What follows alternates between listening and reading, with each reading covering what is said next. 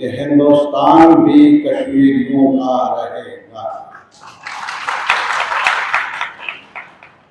वो कश्मीर जिसके बारे में काफी चर्चा रहा है, काफी आज भी चर्चे में है, मैं उनकी तरफ से ही आया हूं मांगने के लिए। बस सिर्फ इतना, हमारा चेहरा इतना खराब नहीं जितना बनाया गया है या बनाया जा रहा है। हम अलग नहीं, हम आप ही की तरह है, आपसे ऊपर नहीं। और आप भी हमें जगह दे दीजिए, अलग थलग नहीं, अपने संग संग चलने का वो कुछ थोड़ी सी जगह हमें भी मिले। बिहार की जनता से मैं अपील करना चाहता हूं, मैं बड़े लीडरों से नहीं, बड़ी सरकारों से नहीं, क्योंकि हमारा तजुर्बा बता रहा है कि उनकी झोली में रखा ही कितना है जो हम जैसे कश्मीर, बिहार, बाकी हिंदुस्तान के लोगों को देंगे। उनके पास इतना नहीं, आपके पास है। दर्द को बांटने का सलीका है, हमें इतना ही चाहिए। हम गैर नहीं, हम दूर नहीं, हम अलग नहीं, हम भी आप ही के हैं, आप ही जैसे हैं। हमें अपनाइए, हमें अपनी सपनों में अपने साथ जगह दीजिए, यही मेरी अपील है।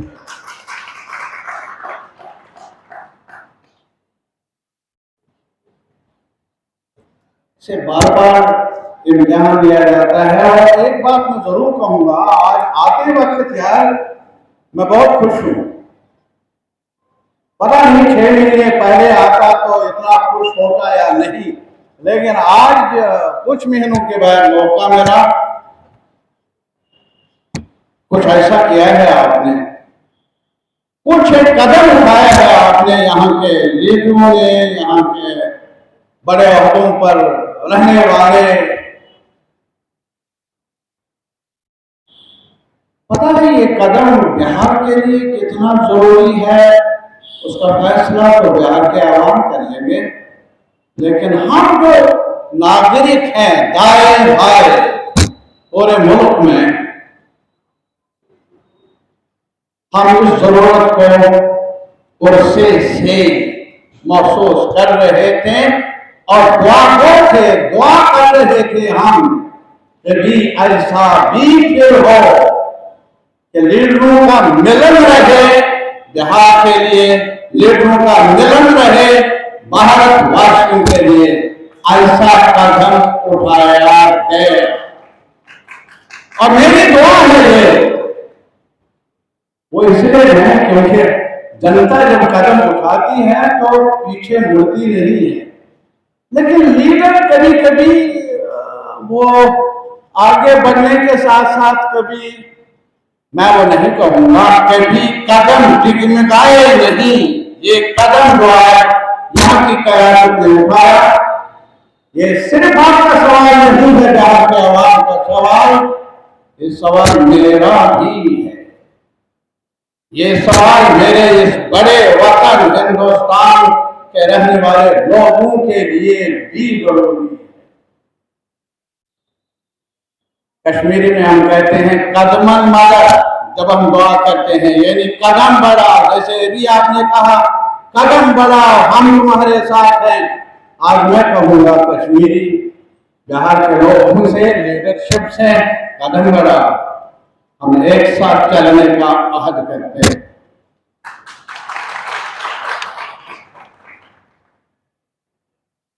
मेरे भाई यहाँ मेरे पास इस इज्तिमा में, इस महफिल में ऐसे दोस्त भी हैं जिनका ताल्लुक रहा है कश्मीर के साथ, अलग अलग मनसबों पर रहे। मैं कुछ, हमारी ये बदकिस्मती है कि हमें बार बार पूछा जाता है तुम कौन हो। एक बार पूछा जाता, 2 बार पूछा जाता, 3 बार पूछा जाता, तो हम कहते कि गलत पाया है। अगर 3 बार भी पूछा तब भी कोई बात नहीं, लेकिन सुबह शाम पूछा जाता रहे, इससे जो तकलीफ हमें पहुंचती है उसका अंदाजा मुझे उम्मीद है आप जैसे दानिश्वर जरूर लगा सकते हैं, समझ सकते हैं। इम्तिहान 1 बार हो, 2 बार हो, 3 बार की हो, लेकिन अगर बार बार इम्तिहान लेने हो, वो बार बार इम्तिहान लेने से दूरियां बनती है, दूरियां बनती है, शक पैदा हो जाता है, नाराजगियां बढ़ जाती है, और वो नाराजगी, वो शक न मेरे लिए ठीक है न मेरे हम वतन भाइयों और बहनों के लिए ठीक है। क्या बताऊंगा, मेरी शक्ल क्या है, मेरी पहचान क्या है। आपके पास मेरा चेहरा वो नहीं तो मेरा था, वो नहीं तो 47 में छोटी सरवरंग में 75वीं सालगिरह मनाई है हमारे देश के लोगों ने आजादी की। है क्या वो आजादी?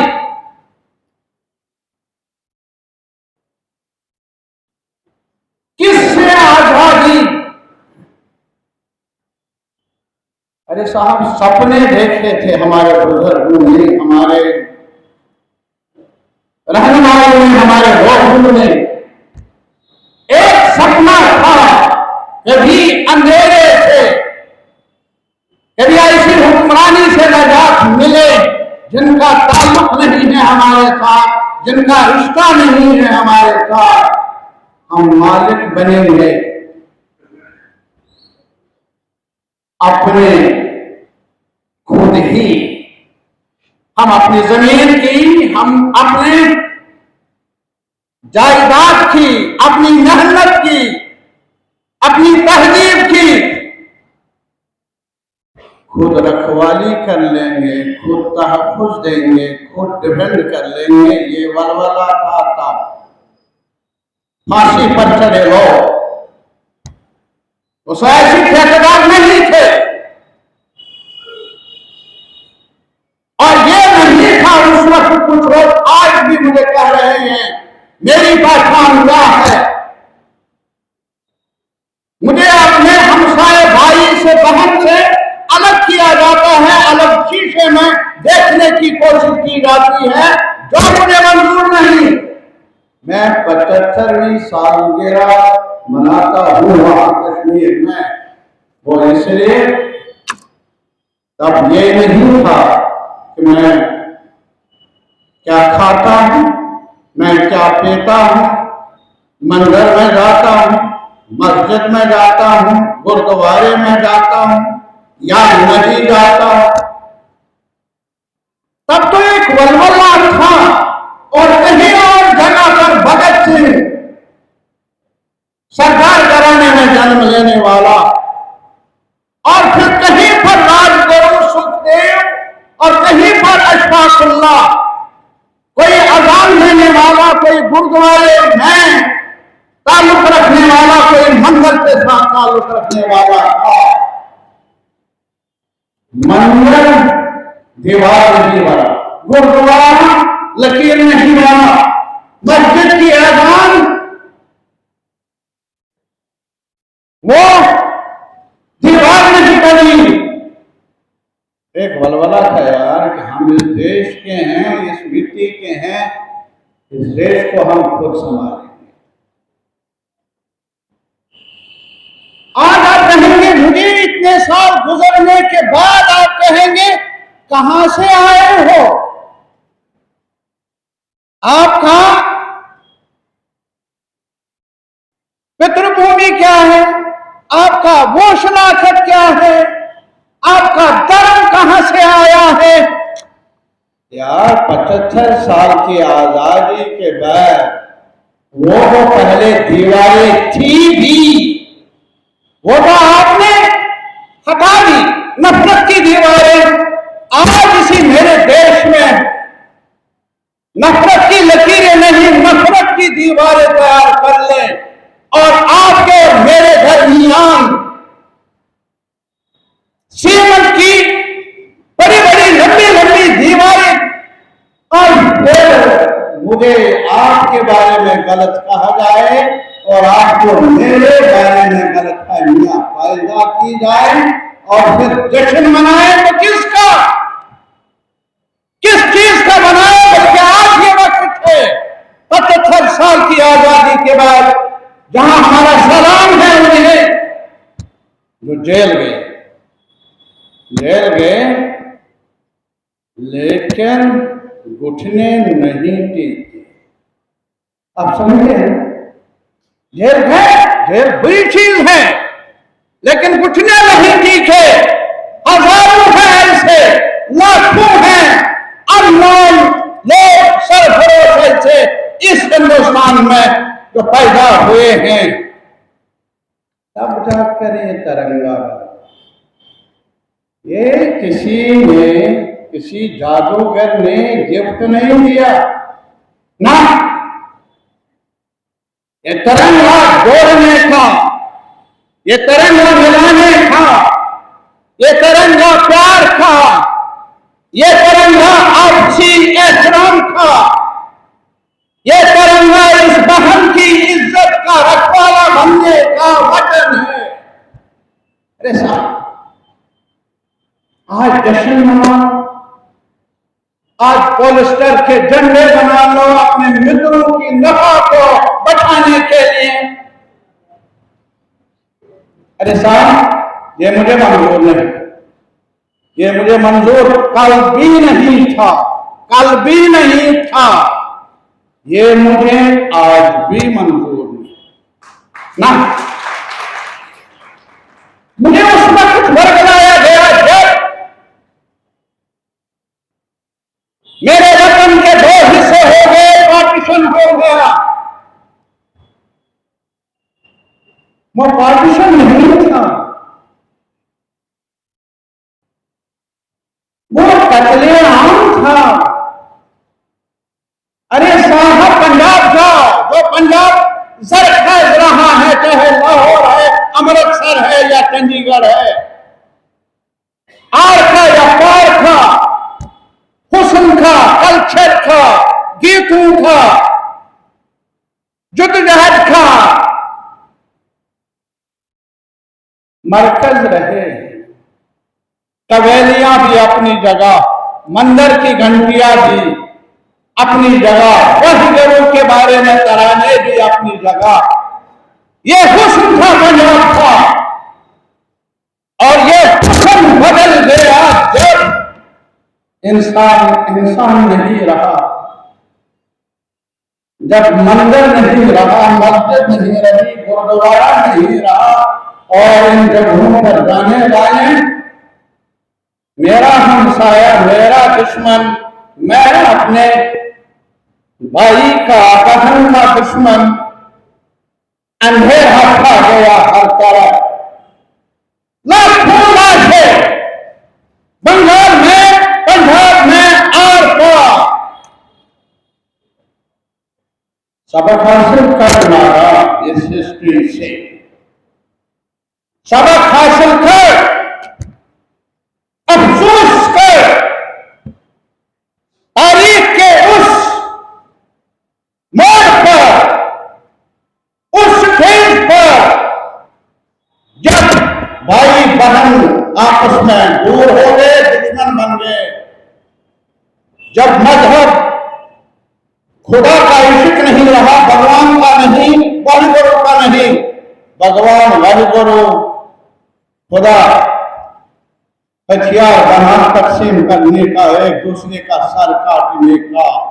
बस करो, ये कहानी दोहराने वाली नहीं है, ये कहानी दोहराने के काबिल नहीं है। अफसोस कर उस चैप्टर पर। और तब आज तो कश्मीर के बारे में बहुत कुछ लिखा गया, फिल्में भी बनाई जाती है, कश्मीर फिल्म भी बनाई जाती है, और वक्त के हाकिम देशवासियों को कहते हैं कि यह फिल्म बहुत मजे हो, घर घर देखो।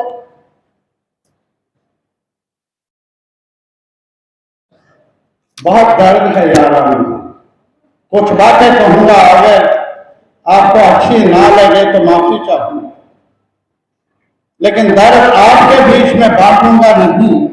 फिर कहां जाऊं, कहां मैं रोऊं, कहां मैं अपना दुखड़ा सुनाऊं।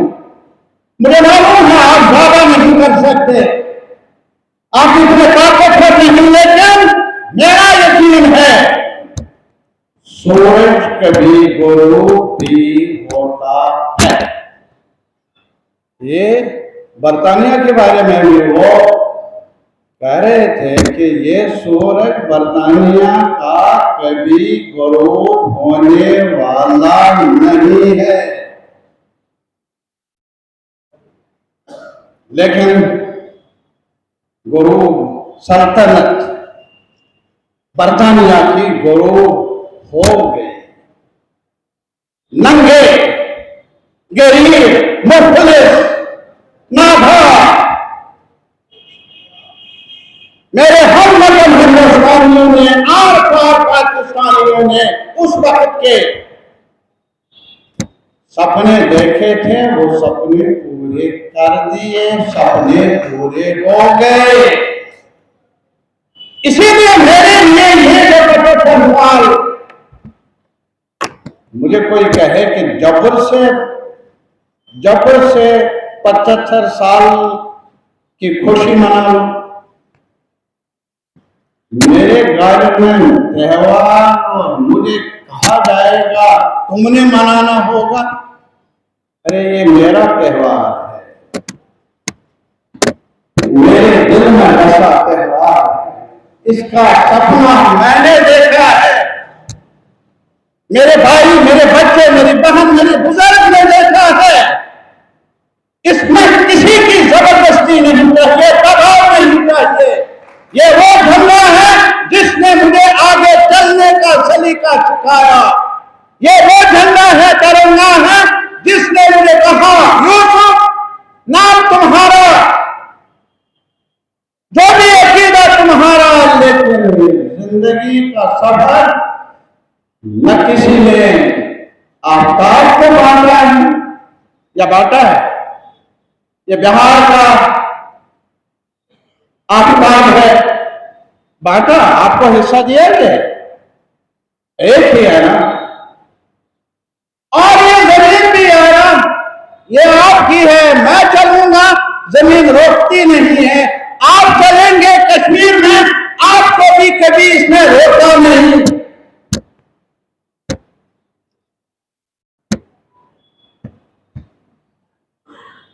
47 में जब इंसान पंजाब, आप दूर हैं बिहार के हमारे भाई बहन सरहद से,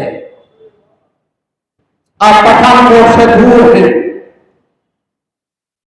आप लाहौर से दूर हैं, अमृतसर से दूर है, लेकिन हम लोग कश्मीरी है ना, हम तब भी इस दर्दनाक होलनाक दास्तान से गुजरे, देखा है, सुना है नजदीक। एक सवाल है मेरा आपके सामने और आपकी वसातत से बिहार के अपने नौजवानों के सामने ये रख रहा हूं, क्योंकि उन्होंने संभालना है बिहार को भी, इन्होंने संभालना है, और नौजवानों के साथ मिलकर आने वाले भविष्य को भी, देश को भी। उनसे मेरी गुजारिश है, ये सबक बोलना में लाशें की हजारों सियालकोट में, लाशों की हजारों में जम्मू में। अरे साहब, एक भी लाश गिरी नहीं कश्मीर।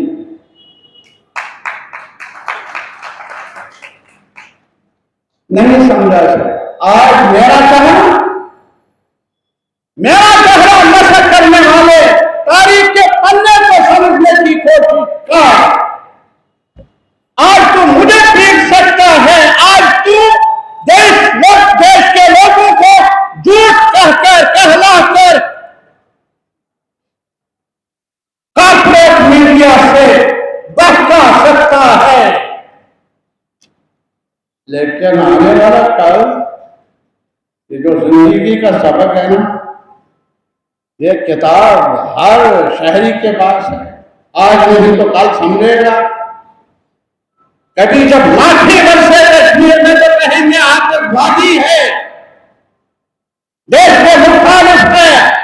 कहीं तलक गन चले, वहां कोई बहन कोई बेटा आंखों की रोशनी से महरूम हो जाए। बिहार को क्या पता? बिहार के नौजवान को तब पता चलता है लाठी क्या है जब वो नौकरी मांगता है रेलवे की। वो तब समझता है ये लाठी, इसमें मजा कितना है क्या नहीं। तब समझता है मेरा बिहार का नौजवान है अग्निपथ के नाम पर इसके दिल में ख्वाहिश है कि मैं मुल्क की देश की सेवा करूं, फौजी बनकर। और फिर अग्निपथ के नाम पर फौज की भी तौहीन कोई करे और आपके जज्बात को भी मजबूर करे, तब जाकर समझ आता है कि कहानी क्या दोहराई जा रही है सरकार की तरफ से। क्या है उनकी झोली में आपके बारे में, आपके लिए, देश के बारे में। साहब, 15 अगस्त जो भी प्रिंसली स्टेट्स थे उनको ये अख्तियार दिया गया था अंग्रेजों ने, तो वो आवेदन भाई और कश्मीर में, जम्मू में वो मुसलमान ज्यादा तादाद में थे, जम्मू में भी और कश्मीर में भी। और बॉर्डर था पाकिस्तान उस वक्त के बना था। हिंदू था महाराजा था हिंदू, वो मुसलमान नहीं था, लेकिन अख्तियार उसको था। अब अख्तियार होकर वो क्या कर लेता? वो हिंदुस्तान के साथ एक्सेप्शन करता, इल्हाक कर लेता, रिश्ता जोड़ देता। उसने माना नहीं, कहा दोनों लोगों से कहा कि स्टैंडस्टिल एग्रीमेंट मैं करना चाहता हूं। पाकिस्तान ने माना, उन्होंने कागज पर दस्तखत किए। हमारे मुल्क के उस वक्त की लीडरशिप ने कहा इस पर सोच विचार कर लेंगे, यहां के जनता को भी पूछ लेंगे, तब जाकर स्टैंडस्टिल एग्रीमेंट पर दस्तखत कर लेंगे। जब सारे देश के लगभग जो प्रिंसली स्टेट्स है वो अगस्त में ही उन्होंने रिश्ता जोड़ा, या पाकिस्तान में या हिंदुस्तान में। एक वाहिद जगह है जम्मू कश्मीर और लद्दाख, जो अक्टूबर के आखिरी हफ्ते तक न उधर गए न उधर गए। सुन लीजिए, बाकी बातें ना सुन लो, लेकिन ये बात सुन लो, इनसे पूछ लो। ये जो इन्होंने देशभक्ति का तगा करना है, उनसे पूछ लो, जुर्रत करो कि अक्टूबर के आखिरी हफ्ते तक हिंदू महाराजा ने हिंदुस्तान के साथ एक्सेशन क्यों नहीं किया? दोषी मुझे ठहराते हो, राजा को करना। और ये आप कह रहे हैं जब ट्राइबल्स आ गए पाकिस्तान से जबरदस्ती, अरे साहब फौज भी नहीं रही कश्मीर में, महाराजा भी वहां से चला गया जम्मू, और वहां से जो और फौजी थे उनके साथ वो भी चले गए जान बचाने के लिए। अभी हिंदुस्तान की फौज नहीं थी कश्मीर में या जम्मू में, ट्राइबल लाए थे। अगर कश्मीरी मुसलमान देशद्रोही होता, देश का दुश्मन होता, जो आज उस पर कलंक लगाया जा रहा है, पेश किया जा रहा है उसके चेहरे को देश के सामने, माय गॉड, पूछ रहा हूं यार ये कुछ सवाल। कौन था उन्हें रोकने वाला पाकिस्तान में जाने से? क्यों नहीं गए कश्मीर के मुसलमान? और फिर अगर कहीं मौका मिले, कोई था यारा, कोई था जिनके बारे में हम जैसे लोग आज भी सोचते हैं कि अगर वो न हो, उस जैसे लोग नहीं होते, लीडर नहीं होते, शायद देश आजाद भी नहीं होगा। मेरा इशारा है जिन्हें हम सब महात्मा गांधी कहते हैं। पता नहीं आपका अलग अलग विचार होंगे उनके खाने पीने से, उनके उठने बैठने से, लेकिन एक चीज मैं कहूंगा, वो जो लीडर जिसने आग में कूद कर आग को बुझाने की कोशिश की, एक बार में नहीं भागा, कोई छोटा इम्तिहान नहीं, वो नहीं है। जरूरी नहीं है कि आपकी पार्टी में हो, सिलेबस में हो, मेरी पार्टी के सिलेबस में हो। श्रीनगर आया, हमने इस साल दिन मनाया, श्रीनगर आए वो 1 अगस्त को, हालात कशीदा थे, लालमोहन फैसल ने नेहरू को आने की इजाजत नहीं दी। महात्मा गांधी ने कहा मैं तो भागूंगा ही, मुझे कोई रोक नहीं सकता, मैं जाऊंगा वहां, मैं वहां के लोगों से मिलना चाहता हूं।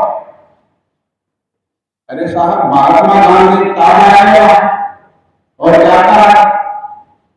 जो अंग्रेजों ने बेचा 75 लाख में, जिसको अमृतसर डील कहते हैं, महारा कहते हैं,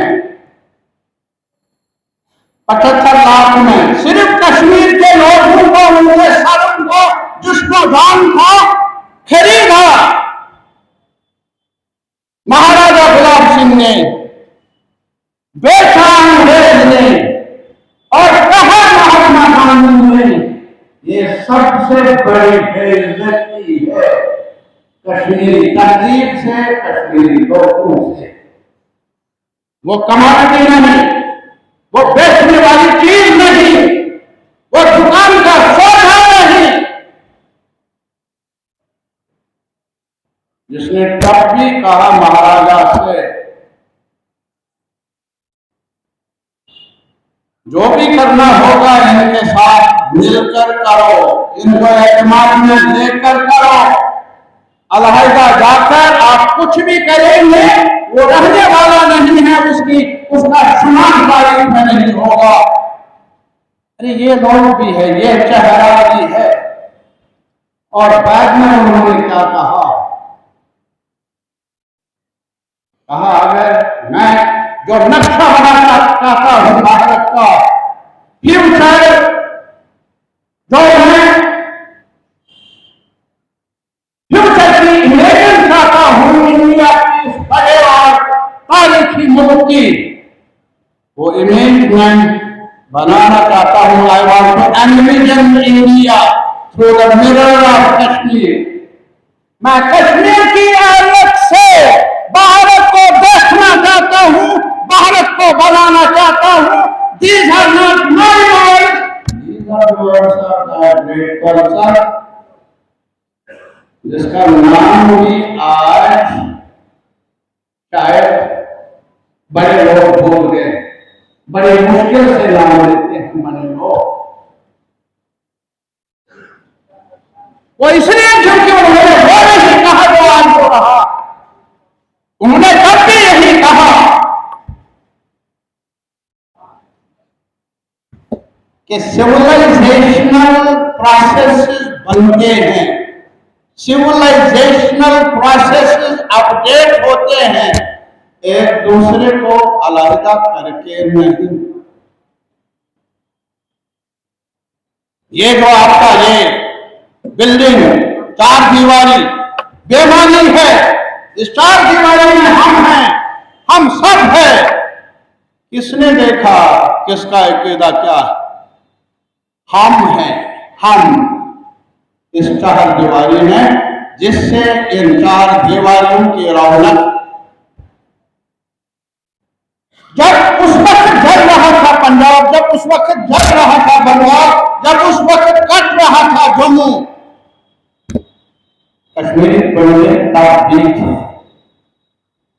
क्या एक इंसिडेंट हुआ? क्या किसी पंडित बहन को आज आई? मैं 47 की बात करता हूं. झूठ के सहारे देश चलता नहीं है. झूठ के सहारे ज्यादा देर तक लोगों को बहकाया नहीं जा सकता है. अरे सच कहना सीखो, वाक़ात को पेश करो जहां से आवाम के सामने.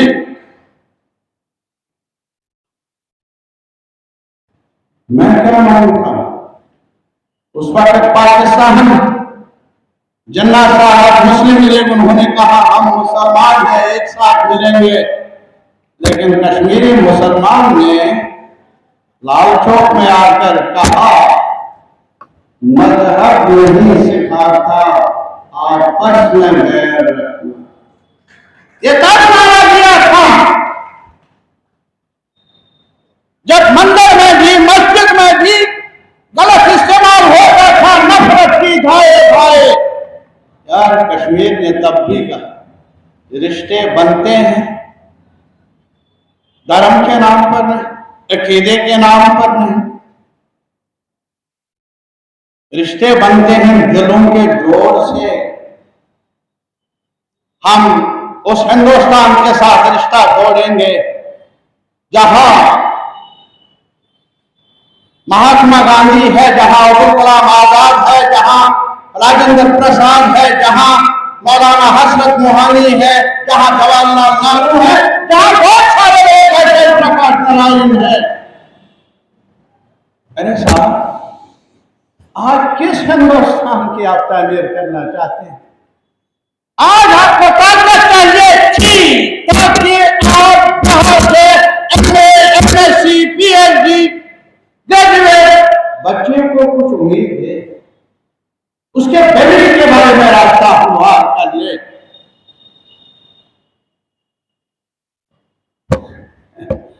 आज कहा जाता है, दूर से कहते हो हम तुमको तुम्हारे अपनों से पहचानते. एक वक्त आएगा, एक वक्त आएगा जब मेरे भारत के लोग उठेंगे, खड़े होंगे और कहेंगे हम तुमको भी पहचानते हैं, तुम्हारी करनी से, तुम्हारे चेहरे से हम भी पहचाने. मैं इंतजार करूंगा उस दिन का, मैं इंतजार करूंगा उस दिन का जब मेरा नौजवान मुझे अपनी शक्ल में देखे और पहचाने. जब कश्मीर का नौजवान बाहर के नौजवान की दर्द को महसूस करे. अरे साहब, तब जाकर ये जिंदगी बेहतर बनेगी. हमें ऐसा म्यूजिक चाहिए, म्यूजिक गाना ऐसा चाहिए लता का गाया हुआ, रफी का गाया हुआ गाना चाहिए। किसने कभी कहा ये लता गा रही है मुझे मंजूर नहीं? किस साल ने ये कहा कि ये रफी का गाना है मुझे मंजूर नहीं? यार ये मेरा वतन है जहां लता भी रही है, लता का सुर भी रहा है और रफी का भी। मुझे दोनों चाहिए, तब जाकर मेरी जिंदगी खुशहाल बन सकती है। उन्हीं हालात में कश्मीर के लोगों ने कहा कि हम रिश्ता जोड़ेंगे, मुसलमान होकर एक रियासत जहां ज्यादा मुसलमान थे और कोई रियासत नहीं थी, मैं मुल्क की बात करता हूं, जो गए उधर वो गए, मैं कहता हूं जो हिंदुस्तान के दायरे में रहे, एक रियासत कश्मीर जहां मुसलमानों की अक्सरियत है और सरहद मिलती है पाकिस्तान से, वहां के लोगों ने, वहां के लीडरों ने कहा सारे जहां से अच्छा ये गाया, रिश्ता जोड़ा। और रिश्ता जोड़ा जब यहां की लीडरशिप ने कबायली हमले के बाद मुकदमे को यूएनओ में लिया उनको बेदखल करने के लिए, तब जाकर उन हालात में यहां की लीडरशिप ने और कश्मीर की लीडरशिप ने कहा हमें कॉन्स्टिट्यूशनल ऑर्डर चाहिए ऐसा जिसमें कश्मीर के मुसलमान को भी तहफ़्फ़ुज़ मिले, गारंटी मिले, जम्मू को भी गारंटी मिले, बुद्धिस्ट लेह को भी मिले। और अगर आज भी आप ये कहेंगे 75 साल की आजादी ने दिया क्या आपको? अगर कोई बच्चा या बच्ची जो स्कूल में जाने वाली, कॉलेज में जाने वाली, if he or she poses a question to me, you should tell us biggest achievement क्या है कि हमकी 75 साल की? मैंने कहा एक दिशा मिली है, दिशा, वो दिशा कॉन्स्टिट्यूशन ऑफ इंडिया, दिशा कॉन्स्टिट्यूशन ऑफ इंडिया है जो कॉन्स्टिट्यूएंट असेंबली ने फ्रीडम स्ट्रगल के बाद देश को दिया। ये एक दिशा आपको चाहिए थी, किसान को, मजदूर को, दानश्वर को, बड़ों को, छोटों को, ब्राह्मण को, दलित को, ओबीसी को, मुसलमान को, सिख को, औरों को, मर्दों को, औरतों को एक दिशा चाहिए थी। वो दिशा कॉन्स्टिट्यूएंट असेंबली ने ही, जिसे कॉन्स्टिट्यूशन कहते। मैंने कहां दिशा जोड़ा? मैंने उसी दिशा के साथ अपने आप को मिलाया, कश्मीरी हो, मुसलमान हो, और उसी कॉन्स्टिट्यूशन में जहां कई मुद्दे हैं अलग अलग, औरतों के राइट्स के बारे में, ट्राइबल्स के बारे में, ओबीसी के बारे में, अरे साहब वहां कश्मीर के बारे में भी, वहां नॉर्थ ईस्टर्न स्टेट्स के लिए भी 371 है, हिमाचल के लिए भी 371 है, जम्मू कश्मीर के लिए भी 370 है। लेकिन 370 को ऐसी दवाई बना दी जैसे खोरन, जब कहते हैं 370 जैसे जरक लग जाती।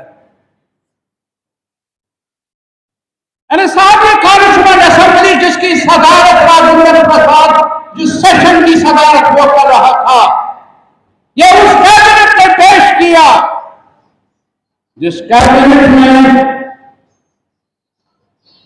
हिंदुस्तान में ताकतवर होम मिनिस्टर, क्या नाम, पटेल साहब,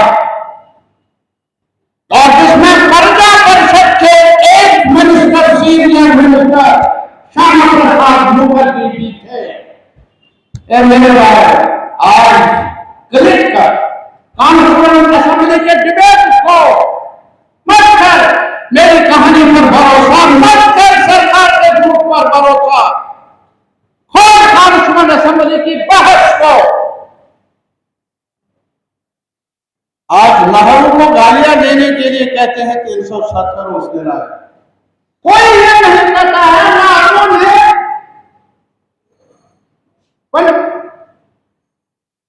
गांधी जी की रहबरी में क्या कुछ नहीं किया, कश्मीर को पाकिस्तान के असर से निकालकर हिंदुस्तान का हिस्सा बना। वो नहीं कहते, ये कश्मीर बना कैसे यार? हिंदुस्तान की फौज भी नहीं थी वहां। अक्टूबर तक महाराजा हिंदू ने कोई निकाहनामा भी नहीं पड़ा था, रिश्ता भी नहीं तोड़ा था, तब जाकर कश्मीर यहां बना। ये कश्मीर की तहजीब ने और यहाँ की लीडरशिप ने जो जमानत मुहैया की, जिस जमानत पर भरोसा किया, वहां काश्मीर में वहां से और लोगों ने। अब उस 370 में एक सवाल मैं करता हूं, बिहार के 2 हिस्से हो गए नहीं, ये बना ना, कितनी देर तक बारिश रही है? ये तो नहीं किया था। आज हम कर लेंगे, आज हम कर लेंगे, ये पता नहीं घर के लोगों को भी अंधेरे में नहीं किया, कर्फ्यू नाफिज करके नहीं किया बिहार को हिस्से। आज मैं आपसे पूछ रहा हूं, मेरे वतन को 2 हिस्से कर लिए, कर्फ्यू नाफिज करके, टेलीफोन लाइनें काट कर, बीमार बात करना चाहता है, डॉक्टर के साथ कोई वसीला नहीं, ट्रांसपोर्ट नहीं, जहाज नहीं, और मेरे वतन को हिस्सा किया, मुझसे लेको करगिल को जुदा किया। अगर ऐसा ही कल भगवान न करे, खुदा न करे कहीं और हो, वहां के लोग क्या महसूस कर लेंगे? मैं इंसाफ कर रहा हूं, मेरे बारे में फैसला, और मुझे खबर तक नहीं,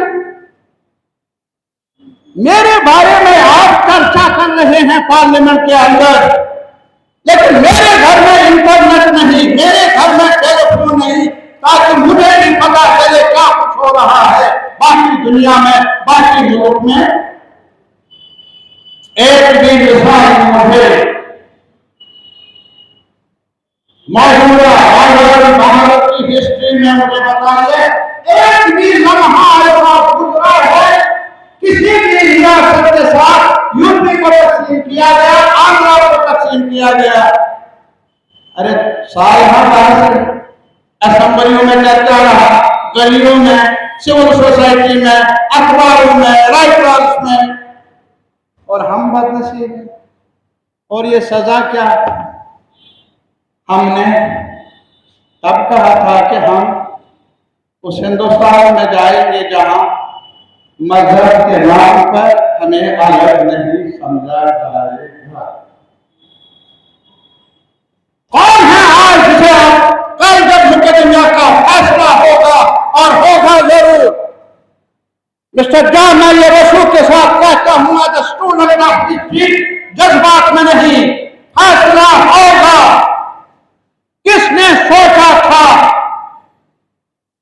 हमारे मुल्क का फैसला नहीं होगा? उस वक्त कहा था हुआ, फैसला होगा।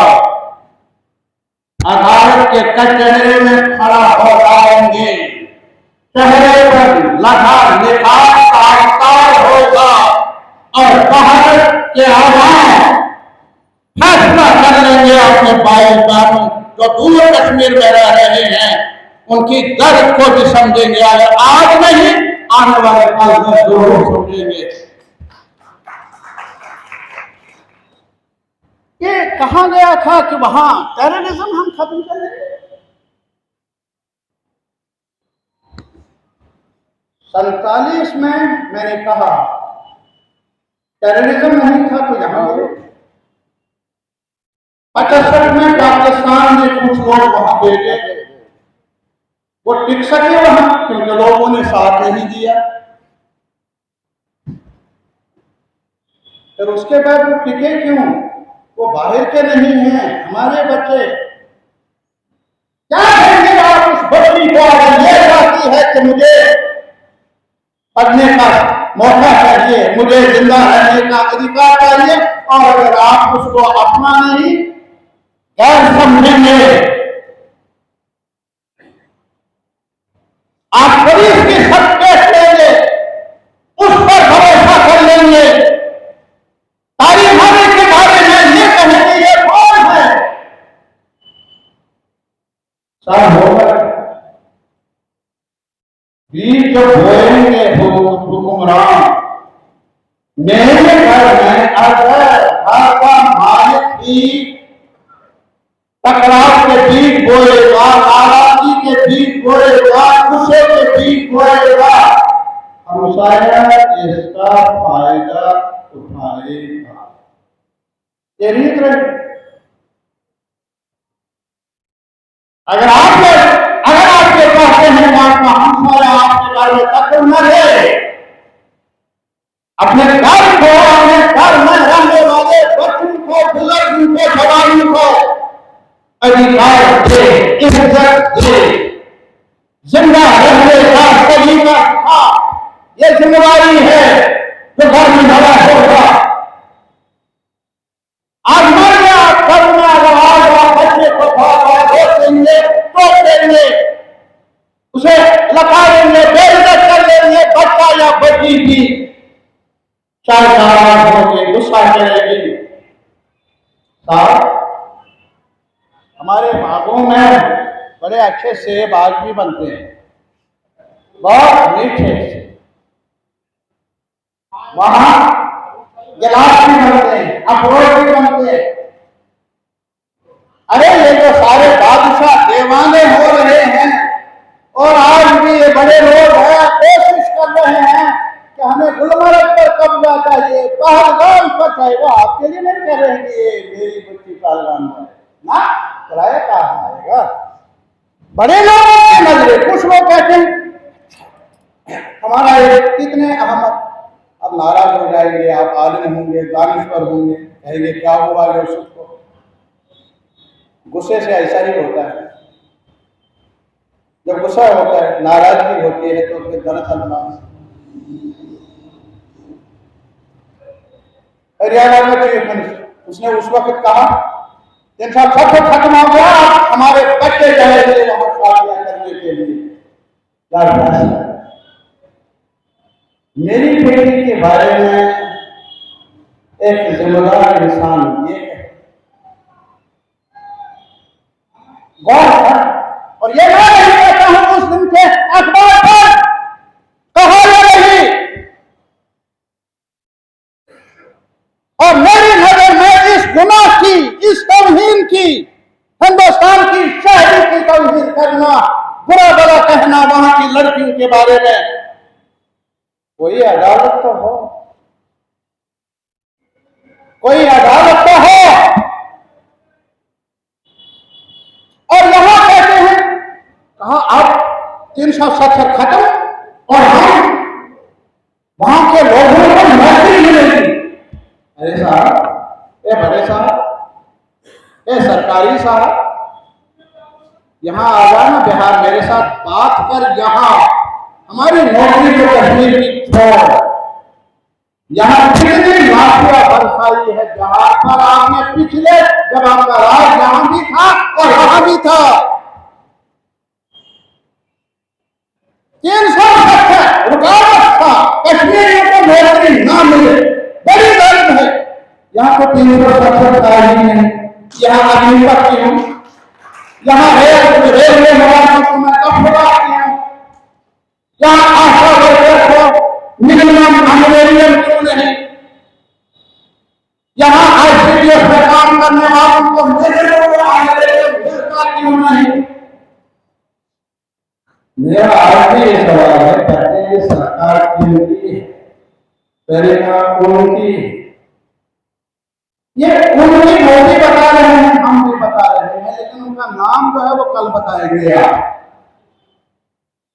हमारा जीवित मुल्क का जीवित टोटल वेल्थ जो दौलत है,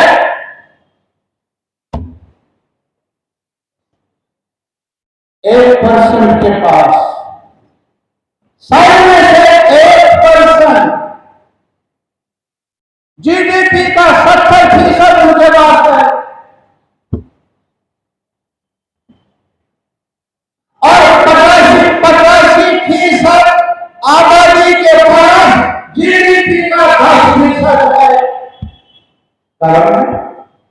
वाह, नया भारत बना रहा है।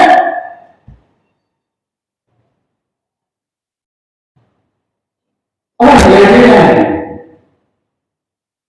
मोदी साहब एक बार बता दे, जब से आपने सरकार संभाली है पुराने रिकॉर्ड की बात नहीं करूंगा, और सजा मिलते अपना रिकॉर्ड बता रहे पिछले कई सालों का 1 लाख लोग जिनका रिकॉर्ड है, उसमें डेली वेजर्स ज्यादा, खुदकशी कौन करता है और नहीं है। ये हमारे मुल्क की तस्वीर है, जिस तस्वीर की बुनियाद रखी है इस सरकार ने। आज हम क्या कर रहे हैं, हमारी बहन वो बल्कीस है, नाम सुना होगा, कोई बल्कीस है कहीं की, कितने लोगों ने उसके साथ कलम फाड़ दिया। उसका नाम कुछ और भी हो सकता है, जरूरी नहीं है बिल्किस ही हो। उसकी बच्ची को किसने टुकड़े कर दिए, बच्ची के टुकड़े उसी के साथ कितने लोगों ने बलात्कार किया, पूछ लो। गिरफ्तार हुए, और जब गिरफ्तार हो गए पैरोल दिया जाता रहा, तो पूरे साल जेल में नहीं थे। और अब कुछ सालों के बाद उन भरत कानून को हटा दिया गया। वो बल्किस कह रही है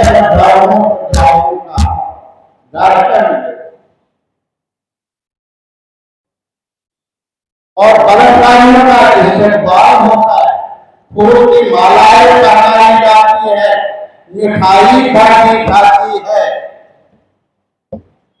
ये मेरे महात्मा का देश नहीं हो सकता, गोडसे का जरूर होगा।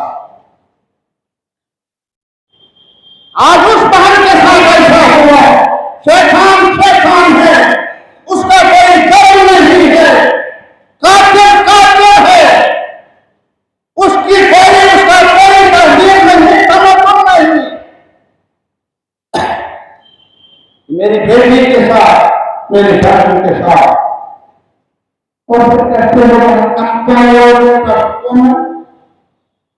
एक है बुजुर्ग जिसका हस्बैंड था पार्लियामेंट मेंबर, जो मारा गया, गुंडा जो मारा गया उस शहर में, उसकी बुरी बेवा, और एक हम जैसी वकील,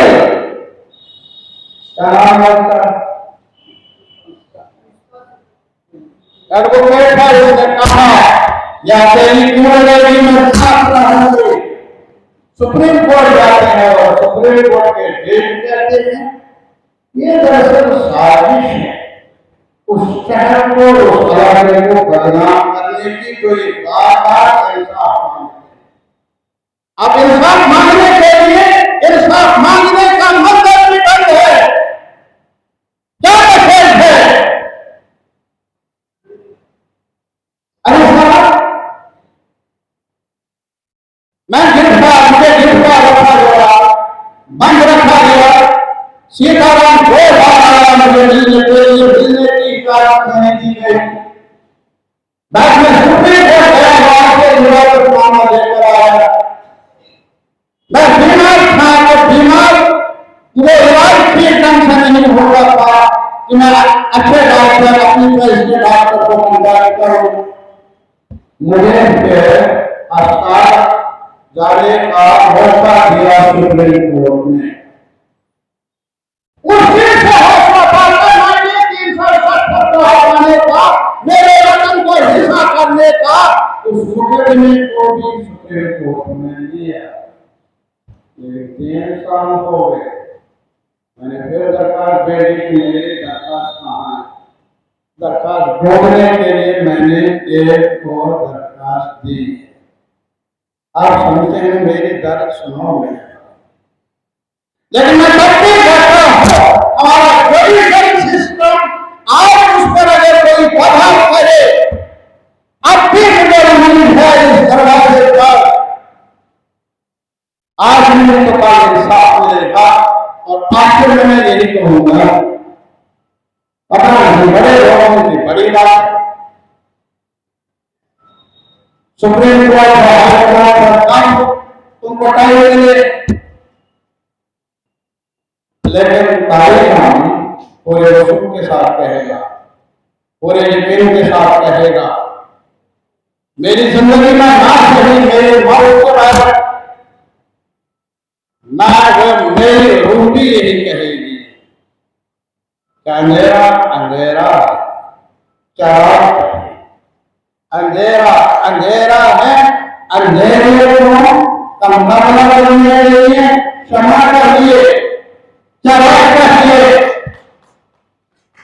और किसी और दरवाजे पर जाकर मुझे इंसाफ मिले या ना मिले, मैं उम्मीद कर रहा हूं मेरे मुल्क के आवाम की बड़ी अदालत वो बेहतर आज मुझे ना समझे मेरे दर्द को, लेकिन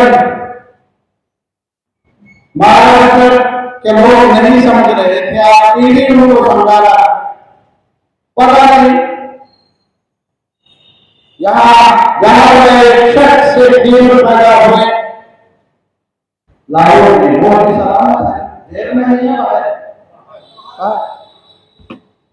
या कुछ भी आप उनके बारे में क्या जब आप मजाक में। लेकिन मैं ये कहूंगा, जब बदतमीजी की लहर पैदा हुई थी मस्जिद को जलाने की जबरदस्ती, वो शख्स था जिसने नहीं, ये ठीक नहीं है देश के लिए, ये ठीक नहीं है हिंदू के लिए, न मंदिर के लिए, न मस्जिद के लिए। अगर हो सके तो मैं शाम को मुझे सलाम करने के लिए जाऊंगा। सलाम इसलिए क्या अंधेरे में उन्होंने अंधेरे को अंधेरा ही कहा, अंधेरे को अंधेरा कहा। मेरी आशीर्वाद से कलमकार से आपसे भी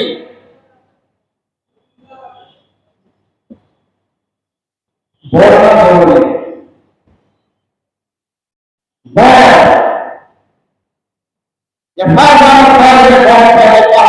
जरूरी वक्त से पहले भी